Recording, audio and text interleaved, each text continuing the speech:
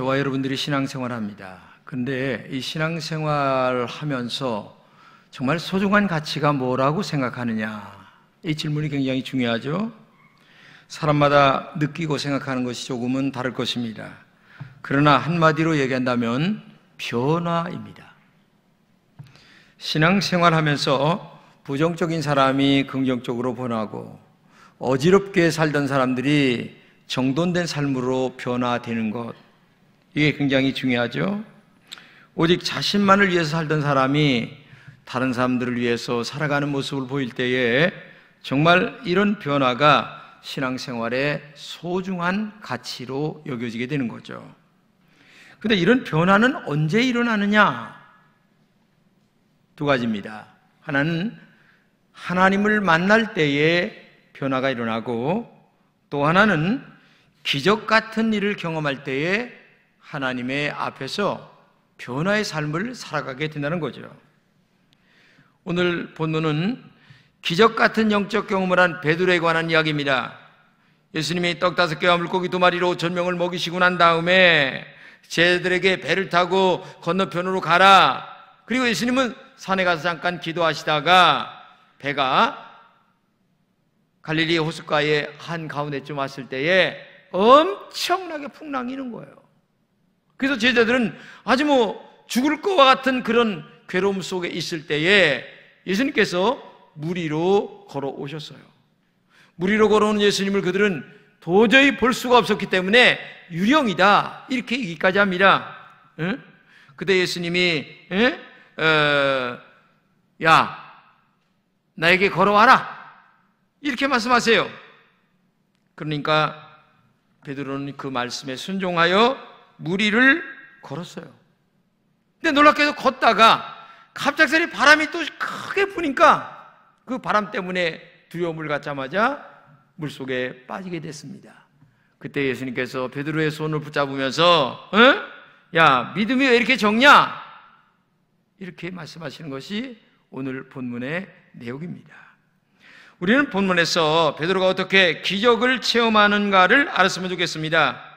첫째는 예수님의 말씀을 들어야 합니다. 오늘 본문에 보면 베드로와 제자들이 바닷가운데 풍랑을 만나잖아요. 그때 물 위로 걸어오시라고 하는 예수님의 음성을 듣습니다.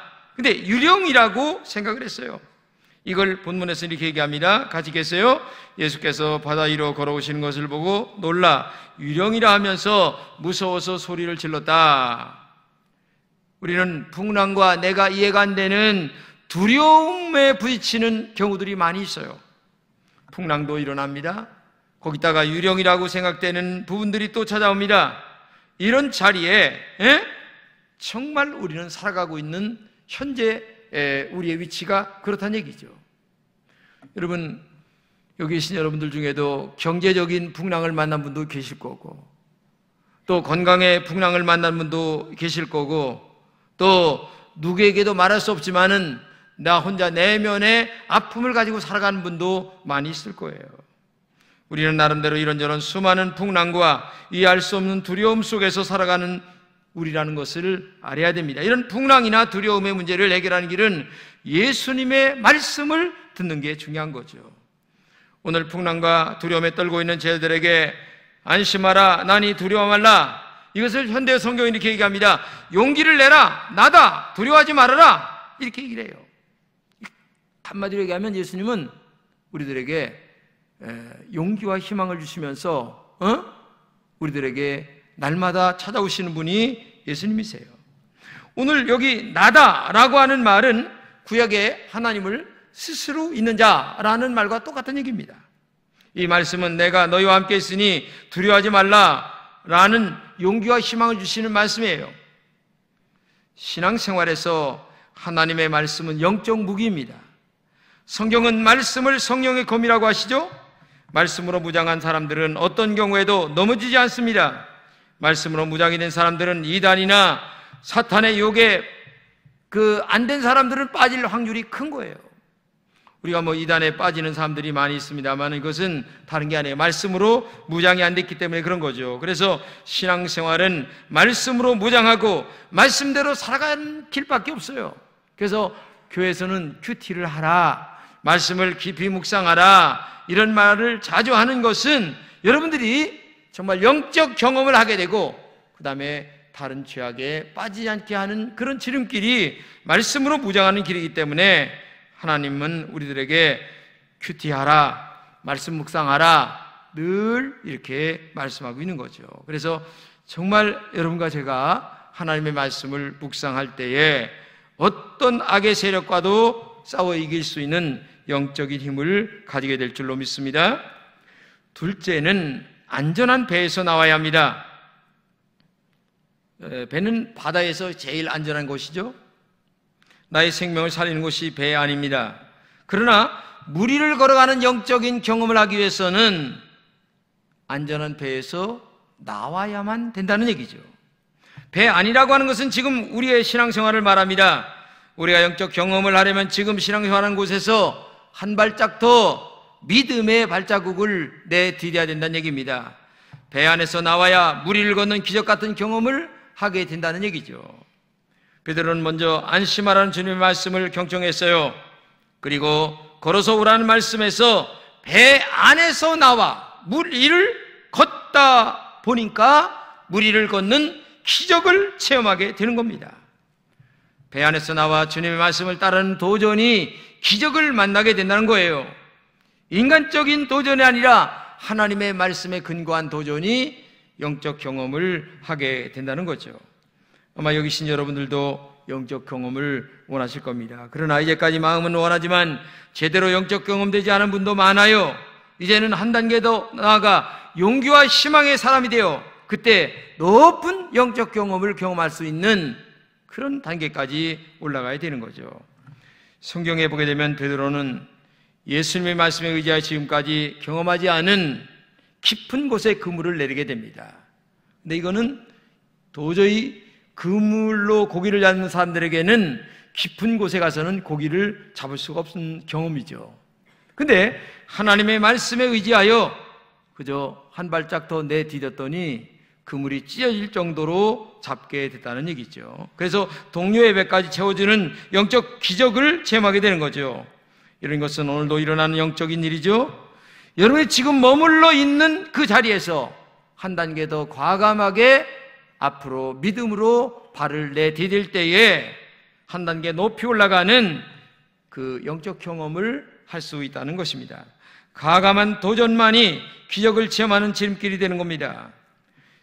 존 오트버그라고 하는 미국의 목사님이 계세요. 이분이 이런 말을 했습니다. 물 위를 걸으려면 배에서 나와라. 그리고 한 걸음만 내디디면 일생일대의 기적의 기회가 당신에게 주어진다. 이런 말을 했습니다.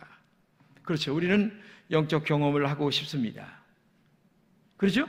근데 안타깝게도 배에서 나오는 그 놀라운 도전 정신이 없어요. 한마디로 얘기하면 이것을 믿음으로 살려고 하는 신앙을 안 한다는 거죠. 내 생각과 하나님의 말씀을 적절히 섞어서 신앙생활한다는 얘기예요. 그러니 아무리 오랫동안 신앙생활해도 그 사람에게는 영적 경험이 일어나지 않습니다. 왜? 물 위를 걸어야 되는데 걸을 수 있는 도전 정신, 말씀에 순종하는 이게 있어야 되는데 여기를 뛰어넘지를 못해요. 참 이게 안타까운 겁니다. 그래서 여러분들에게 부탁드리고 싶은 것은 내가 경험할 수 이제까지 없었던 그 영적 경험을 하기 위해서 배 안에서 나오고 그리고 나의 발걸음을 물 위를 걸어가는 그 용기와 결단이 우리에게 있어야 된다. 세 번째는 단순하게 100% 믿는 순종이 있어야 됩니다. 본문에 보면 예수님께서 물 위로 걸어오라 가시는데 그러자 베드로는 예수님의 말씀대로 100% 순종하여 아무 의심 없이 바다 위를 걸었습니다. 그러자 이게 웬일입니까? 베드로가 물 위를 지금 처벅처벅 걷고 있는 거예요. 베드로에게 있어서 수없는 기적이 일어난 거죠. 여러분, 기적은 오직 한 가지입니다. 하나님 말씀에 100% 순종할 때에 기적이 일어나는 것을 알아야 돼요. 근데 성경 말씀은 우리가 이해할 수 없는 말씀들이 많이 있어요. 왜? 이 영적인 일이기 때문에 이해할 수 없는 일들이 많이 있는데 이 이해할 수 없는 말씀이지만 그래도 내가 하나님 말씀이기 때문에 순종하겠다고 하는 마음을 가지고 한 걸음 더 내디디면 기적이 일어나는 것을 알아야 되죠. 사실 베드로는 바람을 보고 무서워했습니다. 무서워했다고 하는 말은 예수님에게 고정되었던 눈이 이 바람으로 바뀌었다는 얘기입니다. 베드로의 눈과 마음의 시선이 예수님에게 고정되었을 때에는 무리를 걸을 수 있었어요. 그런데 바람으로 바뀌어졌을 때에는 빠지는 일이 벌어지게 되는 거죠. 바른 신앙은 하나님과 예수님, 이 정말 거기에 우리의 신앙의 초점이 다 고정되어 일평생을 살아간다는 것이 중요한 겁니다. 여러분, 나의 신앙의 눈이 정말 예수님에게 초점이 맞춰졌나 한번 좀 생각해 보시기 바랍니다. 응? 세상과 아니면은 예수님과 두 개의 초점이 맞춰져서 제대로 된 신앙생활하지 않는 그런 신앙이 아닌가 한번 생각해 볼 여지가 있는 거죠.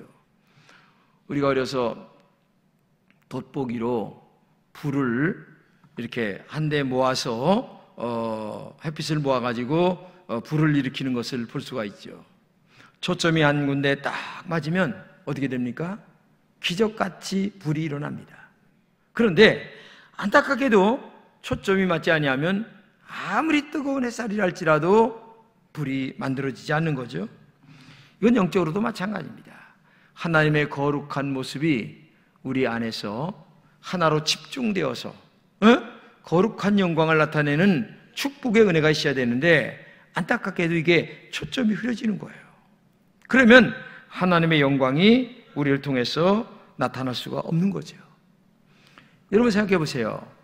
TV를 통해서 파도를 보는 것과 바다 안에서 배 속에서 풍랑을 만나는 것하고는 전혀 다른 거예요. 느낌이. 지금 바다 안에서 풍랑을 만나는 사람은 목숨이 달려있는 거예요. 그러면 이 사람의 영적 태도가 확 바뀌는 거예요. 하나님에게 1대1로 고정시키는 역사가 그때 일어나는 거예요. 근데 우리는 방 안에서 텔레비 보는 신앙생활로 일관해 가는 겁니다. 그러면서 거기서 나에게 기적을 만들어주세요.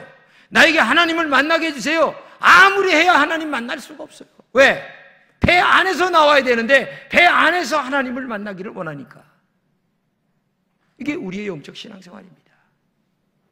여러분 한번 자신의 신앙생활을 가만히 생각해 보세요. 배 안에 있으면서 무리를 걸을 수 있다? 어느 것도 아닙니다. 그러나 신앙은 과감하게 뛰쳐나와야 되는 겁니다. 그리고 진짜 무리를 걸어갈 수 있는 길이 그때 있다는 것을 기억하고 여러분들이 신앙생활 할 때에 뭐 50% 순종? 아닙니다. 70% 순종도 아닙니다. 여러분 자신에게 나는 어느 부분이 순종하는 신앙생활이다. 자기 신앙을 압니다. 근데 요거는 순종하고 요것은 안 하고가 아니고 이것도 하고 이것도 하고 이것도 하고 계속 순종해서 여러분들 속에서 무리를 걷는 기적 같은 은혜가 나타나기를 주님의 이름으로 축복합니다. 근데 지금까지 얘기했던 이 세 가지의 일은 한마디로 얘기하면 믿음이라고 하는 것입니다. 베드로는 기적같이 물을 걸었습니다. 그러나 무리를 걷다가 바람을 보고 빠졌습니다. 무리를 걷는 기적이나 물속에 빠지는 것은 결국 한마디입니다. 믿음의 차이란 얘기죠. 그래서 예수님께서 물속에 빠진 베드로의 손을 붙들고 건져내면서 하는 말이 믿음이 작은 자여 왜 의심하였느냐 이렇게 말씀하고 있잖아요. 이거 정말 중요한 말입니다. 우리의 영적인 기적이 일어나느냐 아니냐 이거는 바로 이 믿음이라는 신앙으로 나타나는 거죠. 우리가 눈에 안 보입니다. 귀에 안 들립니다. 손에 안 잡힙니다. 이런 때에 믿음의 사람 오직 예수님에게 초점이 맞춰지는 신앙생활을 해야 되는 거죠. 누가 뭐라 해도 나는 말씀에 순종하여 믿음으로 달려가겠다. 이런 의심 없는 신앙이 자기 속에 기적을 만든다는 것을 알아야 돼요. 믿음은 어떤 경우에도 하나님의 말씀을 따라가는 것입니다. 믿음은 어떤 고난 가운데서도 말씀에 순종하는 것입니다. 믿음은 기쁨에서도 방종하지 않는 거예요. 오히려 더 겸손해지고 내 힘으로 기쁨과 축복을 만들어진 것이 아니라 하나님의 은혜로 된 것이기 때문에 정말 영적인 눈이 열려 하나님에게 어떤 경우에도 초점이 맞춰 일생을 살아갈 때에 우리 하나님이 우리에게 은혜를 주시는 거죠. 본문에 뭐라고 얘기하십니까? 바람을 보고 물속에 빠지는 베드로에게 믿음이 작은 자여, 이렇게 얘기합니다. 여기서 의심했다고 하는 말이, 바람을 보고 의심했다는 말이 나오잖아요. 근데 이 의심이라고 하는 원어의 뜻은 이중적으로 한다, 그 다음에 양쪽을 붙잡는다, 그리고 우왕좌왕하며 갈피를 잡지 못한다, 이런 말이거든요. 우리의 믿음을 살펴보면 의심할 때가 많아요. 하나님 말씀을 정말 믿지 않아요. 그때 하나님 말씀이 우리 속에 역사가 나타나지 않는 거죠. 그러나 결정적인 순간에 세상과 양쪽을 붙잡는 그런 사람들도 또 많아요. 이런 믿음은 작은 믿음이죠. 작은 믿음에는 하나님의 큰 역사가 나타나질 않아요. 성경 마가복음 7장에 보게 되면 가나안 여인에 대한 믿음에 관한 이야기를 나옵니다. 이 가나안 여인의 딸이 귀신 들렸습니다. 그러니까 이제 이걸 고칠 길이 없으니까 예수님에게 데리고 나왔습니다. 그러면서 다윗의 자손이여 나를 불쌍히 여기소서 하면서 소리 질렀는데 예수님이 아무런 대답도 안 하시는 거예요. 이 여인은 계속 가요 딸을 살려달라고 간청을 했는데 하도 소리를 지르니까 제자들이 그만 이 여인을 돌려보내주세요, 이렇게 얘기를 하는 거예요. 그러자 예수님은 그 여자는 돌려보낼 필요도 없는 여자다, 아주 무시를 해버리는 거예요. 그러면서 나는 이스라엘의 잃어버린 양들을 위해서만 왔다, 이렇게 말할 때에 이 이방 여자는 아무런 상관이 없는 여자다 하면서 계속 그 여인을 무시합니다. 이런 상관도 없는 여자에게 말하는 상관도 없는 여자라는 아주 멸시하는 말을 들어도 이 여인은 절대 멈추질 않아요. 계속 소리 지르면서 내 딸을 불쌍히 여겨달라고 이렇게 얘기하니까 또 이렇게 얘기하면 예수님이 야, 자녀들에게 빵을 개들에게 줄 수는 없다. 자녀들에게 줄 빵을 개들에게 줄 수 없다. 한마디로 얘기하면 이 여인을 개 취급한 거죠. 근데 이 여인이 뭐라고 한 줄 아십니까? 그렇습니다.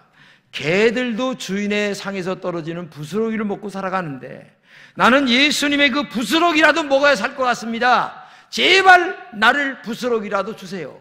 그러니까 멸시천대, 아직 자존심 상하는 이런 일들, 별일이 다 벌어졌는데도 예수님에게서 떨어지지 않는 거예요. 계속 매달리는 거예요. 그때 예수님께서 뭐라고 얘기합니까?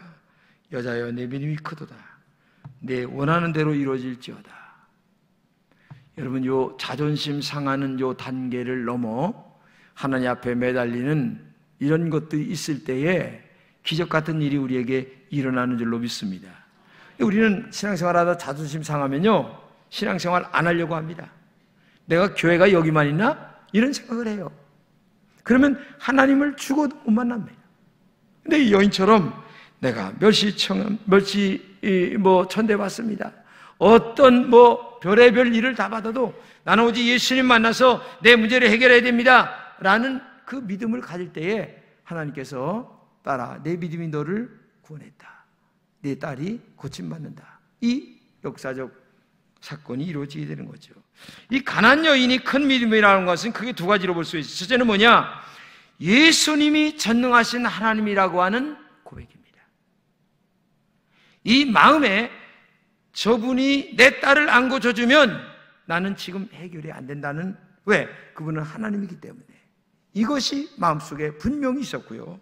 또 하나는 어떤 수모를 당하나, 내가 자존심이 그렇게 멸시를 당한다 해도 끝까지 내 문제를 놓고 기도한다는 얘기입니다. 조금 아까도 얘기했지만은 살다가 보게 되면 자존심 상하는 일들이 많이 있어요. 그러면 그때 신앙생활을 포기하는 분들이 많아요. 가끔가다 어느 분들 신앙생활하다 쉬는 분들 보게 되면 자존심 상해서 쉬는 분들이 너무 많아요. 누구 때문에 내가 자존심 상했다. 그래서 내가 지금 쉬고 있다. 근데 그런 분들은 평생 교회를 다녀도 하나님 만날 수가 없어요. 그 선을 넘어가야 됩니다.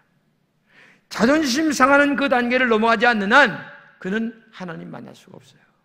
무리를 걷는 기적을 체험할 수가 없다는 거죠. 그렇기 때문에 오늘도 여러분과 제가 정말 신앙생활 잘해야 돼요. 기도를 하도 많이 해서 5만 번 이상 응답받았던 조지 뮬러는 이런 말합니다. 두려움이 커지면 믿음이 작아진다. 그러나 믿음이 커지면 두려움도 작아진다. 그렇죠.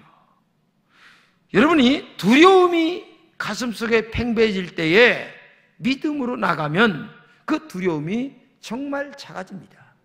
그런데 만약에 그 두려움 때문에 내가 물러선다면 그 두려움이 더 커지고 믿음은 작아질 수밖에 없다는 얘기죠. 이렇게 큰 믿음이 되는 것은 기적 같은 영적인 경험을 해야만 된다는 얘기죠.